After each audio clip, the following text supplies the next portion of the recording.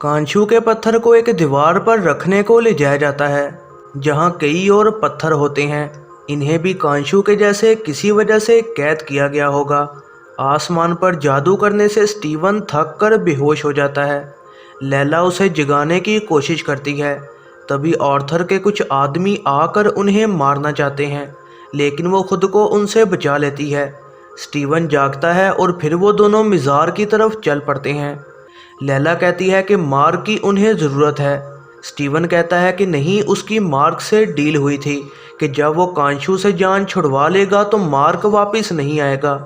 लैला इस बात पर दुखी होती है कि उसे ये सब नहीं बताया गया। इसी दौरान मार्क स्टीवन से बहस कर रहा होता है कि वो खुदकुशी करने जा रहे हैं क्योंकि अब उनके पास कांचू का सूट और पावर्स नहीं है। वो कहता है कि वो बेहतर लड़ सकता है, इसलिए वो उसे बॉडी लेने दे, लेकिन वो उसका जवाब नहीं देता। फिर खुदाई वाली जगह पर कोई भी नहीं होता। मार्क आखिरी बार स्टीवन से बॉडी मांगता है, लेकिन स्टीवन इस बात से इनकार कर देता है। वो कहता है कि वो लैला के लिए यह करना चाहता है, लेकिन स्टीवन नहीं मानता और वहाँ से चला जाता है। स्टीवन असल में लैला के साथ प्यार में पड़ चुका है। वो लैला को बता देता है कि मार्क ने उसे क्यों छोड़ा था। वो बताता है कि अगर वो ऐसा ना करता तो मार्क के मरने के बाद कांचू उसे अपना नया रूप बना लेता। और वो कहती है कि उसे हिफाजत की नहीं बल्कि ईमानदारी की ज़रूरत थी।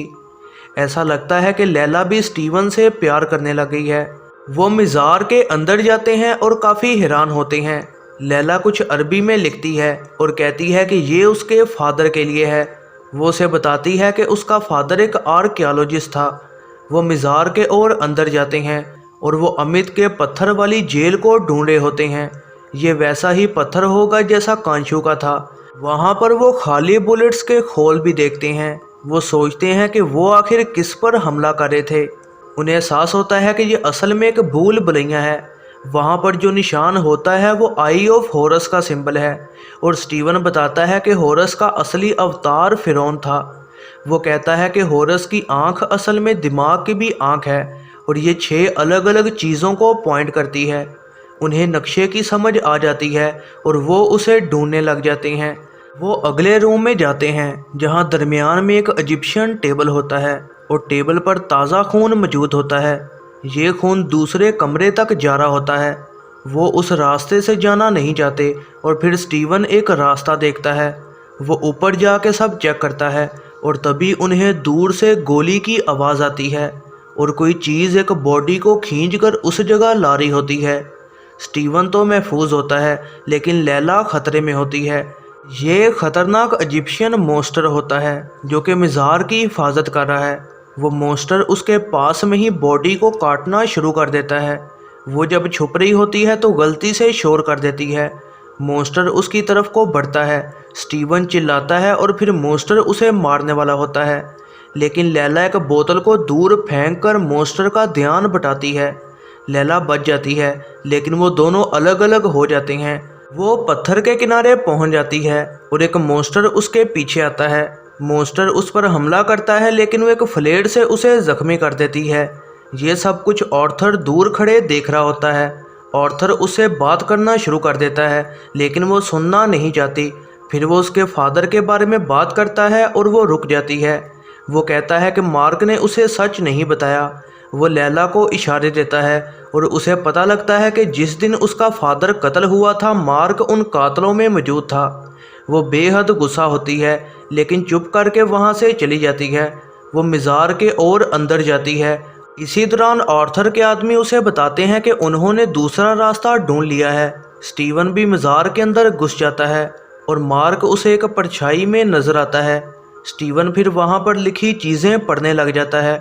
उन्हें पता लगता है कि वहाँ जो ताबूत मौजूद है उसमें सिकंदर आज़म की लाश है और सिकंदर आज़म शायद अमित का ही एक रूप था। स्टीवन जानता है कि इजिप्शियन ने वो पत्थर किसी खास जगह पर छुपाया होगा। सिकंदर आज़म अमित का रूप था, इसलिए वो पत्थर उसके मुंह में हो सकता है। तभी लैला वहाँ आ जाती है और स्टीवन उसे खुश होकर कहता है कि उसने इसे ढूंढ लिया।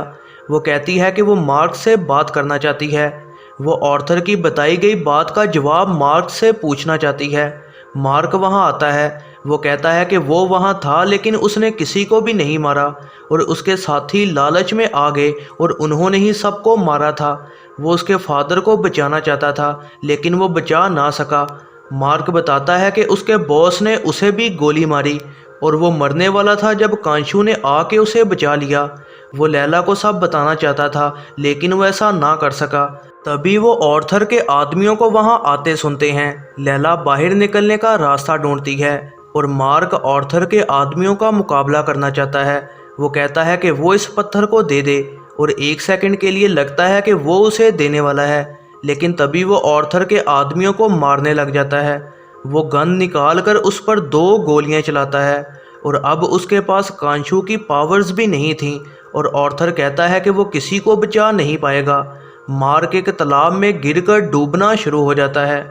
फिर एक पुरानी मूवी का सीन नज़र आता है जिसमें करेक्टर डॉक्टर स्टीवन ग्रैंट होता है। पता लगता है कि ये फिल्म एक टीवी पर एक पागल खाने में प्ले की जा रही है। उस हॉस्पिटल में मौजूद हर एक से स्टीवन पहले मिल चुका है। टोपी पकड़े आदमी वही सोने के रंग से रंगा हुआ स्ट्रीट आर्टिस्ट है और एक पेशेंट एक रूबिक्स क्यूब से खेला होता है। ये वही क्यूब है जो स्टीवन के पास थी। वो औरत जो कि सबको खाना दे रही है ये वही है जो कि ऑर्थर के साथ काम कर रही थी और उसे गिरफ्तार करने आई थी। डोना को भी दिखाया जाता है जो कि म्यूजियम में स्टीवन की बॉस थी। वो जो खिलौना पकड़े हुए है वो सोने की चीज़ के जैसे दिखता है। घड़ी में जो सुई है वो कांशू के छड़ी जैसी है। दूसरा आदमी जो ट्रॉली पकड़े हुए है ये वही है जो मोगार्ड के साथ मौजूद था। इसके अलावा एक औरत स्केच बनाती है जो कि कांशू के जैसे दिखता है। पास में ही गोल्ड फिश होती है जो कि स्टीवन की गोल्ड फिश के जैसे है।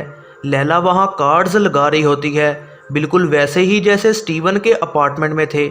मार्क काफ़ी हैरान होता है। वो शीशे में स्टीवन को आवाज़ लगाता है लेकिन कुछ भी नहीं होता। जब वो अपनी व्हील चेयर से उठता है तो उसके हाथ में एक मून नाइट का खिलौना होता है और उसे व्हील चेयर से बांधा गया होता है। ये वैसे ही है जैसे स्टीवन बेड से खुद को बांध देता था। जब वो अपने डॉक्टर से मिलने जाता है तो हैरानकुन तरह से वो डॉक्टर असल में ऑर्थर होता है। ऑर्थर उसे एक्सप्लेन करता है कि उसके दिमाग पर असर हुआ है और उसे अब असली और नकली दुनिया में फ़र्क का पता नहीं लगता। वहाँ पर मौजूद पेंटिंग में वही जगह होती है जहाँ स्टीवन पहली बार ऑर्थर से मिला था। मार्क ऑर्थर की छड़ी और जूते को भी देखता है जो कि ऑर्थर पहले इस्तेमाल कर रहा था। ये सब चीज़ें साबितकारी होती हैं कि ये बस ख्याल था और मार्क शायद पागल है, लेकिन मार्क को इस बात पर यकीन नहीं होता। वो यहाँ रुकना नहीं चाहता और भागने की कोशिश करता है। जब वो भागता है तो हम देखते हैं कि वहाँ मौजूद लैंप्स ऑर्थर के टैटू जैसे हिल रहे हैं। वो उनसे बचकर एक कमरे में भागता है जहाँ वो एक ताबूत देखता है। उसके अंदर कोई चिल्ला रहा होता है कि मुझे बाहर निकालो।